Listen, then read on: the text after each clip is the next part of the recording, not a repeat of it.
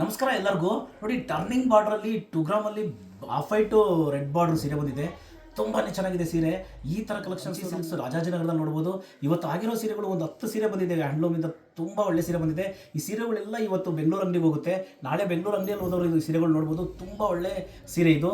ಈ ಸೀರೆ ನಾನು ಓಪನ್ ಮಾಡಿ ತೋರಿಸ್ತೀನಿ ನಿಮಗೆ. ಎಷ್ಟು ಚೆನ್ನಾಗಿದೆ ಅಂತಂದರೆ ಈ ಸೀರೆ ತುಂಬಾ ವೀವಿಂಗಲ್ಲಿ ಈ ಸೀರೆ ತಯಾರು ಮಾಡೋದು ತುಂಬ ಕಷ್ಟದ ಕೆಲಸ.